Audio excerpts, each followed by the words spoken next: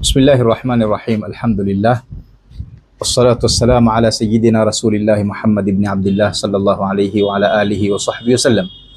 Katika pitapita zangu za mtandaoni nimekutana na hii clip ya ndugu yetu Abdullah Humaid maarufu Dilele. Nataka tumsikilize kwa pamoja atakaoyazungumza, alafu tutatia comment katika mazungumzo yake.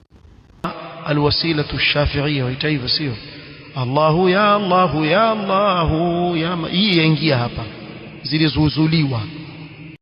Haya, tumemsikia ndugu yetu Abdullah Humaid Dilele asema katika vitu zilizozuliwa ni alwasilatu shafi'iyya. Kwanza Abdullah Humaid, hichi kitabu hakiitwi alwasilatu shafi'iyya, chaitwa wasilatu shafi. Ingekuwa vizuri kabla hujazungumza kuhusu hichi kitabu ukakitafuta kitabu chenyewe, ukakisoma, ukaangalia ndani kiko vipi, kimezungumzia nini, kabla hujakuja kuzungumza vitu kama hivi. Kwa hiyo jina la kitabu chaitwa wasilatu shafi, wasilatu ash-shafi, sio alwasilatu shafi'iyya. Rekebisha katika hili jina, nukta ya kwanza. Nukta ya pili, amefanya istihza kwa jina la Allah subhanahu wa ta'ala, kwamba limetajwa jina la Mwenyezi Mungu subhanahu wa ta'ala, Allahu ya Allahu ya Allahu ya malja alqasidi ya ghauthahu. Ndugu yetu Abdullah Humaid huyu Dilele akalisoma hili jina la Allah subhanahu wa ta'ala kiistihza na kuonesha kwamba halijali, yeye hakubaliani na hiyo dua, lakini basi kwa uchache angekuwa na heshima na jina la Mwenyezi Mungu akalisoma kwa uzuri. Msikilizeni namna alivyolisoma. Allahu ya Allahu ya Allahu ya hii yaingia hapa. Nadhani mumemsikia namna anavyosoma hiyo Allahu ya Allahu ya Allahu, ameisoma kiistihza. Na kusoma majina ya Mwenyezi Mungu kwa staili kama hii, kulifanyia istihza, lapelekea kumtoa mtu katika Uislamu. Kufanya istihza na majina ya Mwenyezi Mungu linamtoa mtu, linaweza kumtoa mtu katika Uislamu. Mwenyezi Mungu Subhanahu wa Ta'ala katika Qur'ani anatuambia, qul abillahi wa ayatihi wa rasulihi kuntum tastahzi'un, yani mumekosa kitu cha kufanyia istihza, mkafanya istihza kwa majina ya Mwenyezi Mungu, aya za Mwenyezi Mungu, kwa mtume wa Mwenyezi Mungu Subhanahu wa Ta'ala. Mwenyezi Mungu anasema qad kafartum ba'da imanikum, mtakuwa mumekufuru iwapo mumefanya hivyo baada kwamba mlikuwa na imani zenu kamili. Kwa hiyo kitendo hichi cha kufanya istihza, kufanya machezo na majina ya Mwenyezi Mungu, kuyafanyia istihza, kinaweza kumtoa mtu katika Uislamu. Tutahadharini sana na jambo kama hili. Naam, nukta nyingine hapa akasema kwamba kitabu hichi kimewekwa kwa ajili ya mtele. Nani aliyekwambia kwamba kitabu hichi kimewekwa kwa ajili ya mchele? Nukta ya kwanza. Nukta ya pili, je, ikiwa kwa hayo madai yako kwamba kimewekwa kwa ajili ya mtele, ni haramu kula mchele? Ikiwa ni haramu kula mchele, tuletee aya, tuletee hadithi inayosema ni haramu kula mchele. Ikiwa si haramu, kwa nini ulete istizai na ulete yani kejeli kwa kusema kwamba ni kitabu cha mchele? Cha husiana na nini vitu kama hivyo? Sasa utakuta kwamba zile chuki zilizoko ndani ya nafsi yake zampelekea kuzungumza vitu vinavyotoka katika vipimo vya sheria. Twende tumsikilize tena anavyosema. Kile ni kitabu cha mtele wa jamaa ukitia mfukoni kwa sababu ende mahali akawasomea watu wapate kitele. Asema achukua kitabu kile akitia mfukoni aende akasomee watu kwa ajili apate kichele. Sasa umeenda umemsomea mtu ankufanyia karamu, ankupikia mchele, ankupa pesa, ankupa chochote, kuna kosa gani katika hilo? Mtu amejitolea, ni sadaka mwenyewe.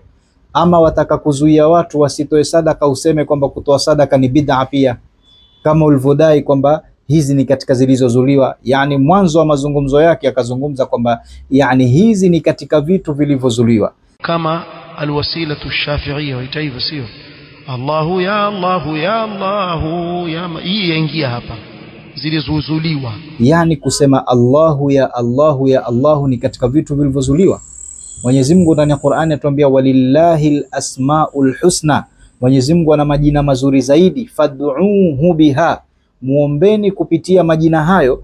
Leo mwanachuoni huyu Sheikh Yusuf bin Ismail an-Nabahani amemuomba Mwenyezi Mungu kwa kupitia aya hii aliyosema Mwenyezi Mungu, Mungu ana majina mazuri, akafungua kitabu chake kwa kusema Allahu ya Allahu ya Allahu. wewe unasema kwamba hii ni bid'a. Sasa ikiwa hii ni bid'a, Abdullah Humeid, sunna ni ipi? Ikiwa kusema Allahu ya Allahu ya Allah, watu wanamuomba Mwenyezi Mungu kwa jina la Allah, sunna ni ipi? Tufahamishe sunna ikiwa hii ni bid'a. Maanake ile aya iliyokuja walillahi alasmaul husna fad'uuhu biha, je, hiyo aya yamaanisha nini ikiwa Sheikh Yusuf bin Ismail an-Nabahani hakufata hiyo aya? Tumsikilizeni tena nukta yake nyingine atakavyosema. Kwa kile kitabu kimewekwa special, kile kitabu kwa ajili ya mitele tu, jamaa wamekiweka. Asema kwa hiyo kile kitabu kimewekwa special kwa ajili ya mitele. Subhanallah, nani aliyekwambia kwamba kitabu hichi kimewekwa special kwa ajili ya mitele? Zaidi ya kuwa ni chuki na suu dhanni kwa Waislamu wenzako. Hii yote ni sababu ya chuki na kuwa na dhana mbaya kwa Waislamu wenzake, ndio wakadhania watu kwamba kile kitabu kimewekwa kwa ajili ya mchele. Sasa tuletee ushahidi kwa aliyetunga kitabu hichi, asema kwamba hichi kitabu nimekitunga kwa ajili ya watu wale mchele. Tuletee ushahidi, tunataka dalili.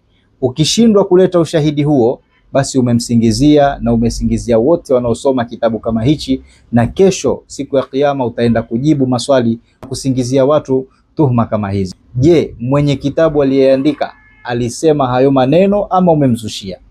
Twende tumsikilize tena.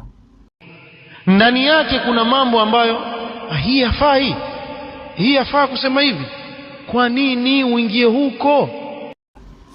Asema ndani yake, yani ndani ya hichi kitabu kuna mambo ambayo kwamba yani yatia mtu shaka, hii hafai. Abdullah Humeid, tuletee jambo moja katika hichi kitabu, kakitafute hicho kitabu cha Wasilatu Shafi, utuletee moja tu ambalo lina shaka, halifai hilo jambo ndani, ambalo limekhalifu sheria. Jambo moja tu tuletee ndani ya kitabu hicho, utuambie hili jambo limekhalifu sheria, haifai. Challenge nimekupa, jambo moja tu tuletee. Tafuta hicho kitabu, kama hutokipata mimi nitakunulia kwa gharama zangu nikupatie ukisome. Twende. Na Mtume sallallahu alayhi wasallam ankufundisha kila kitu. Tayib, asema Mtume sallallahu alayhi wasallam ametufundisha kila kitu. Naam, na ndio Mtume sallallahu alayhi wasallam ametufundisha tumuombe Mwenyezi Mungu kwa majina yake. Na bwana Yusuf bin Ismail an-Nabahani, al-Sheikh Yusuf bin Ismail an-Nabahani, wakati alivyoanza kusema Allahu ya Allahu ya Allahu, amefuata amri ya Mwenyezi Mungu katika Qur'ani, amefuata amri ya Mtume katika hadithi yake, mafundisho tukimuomba tumuombe kwa majina ya Mwenyezi Mungu.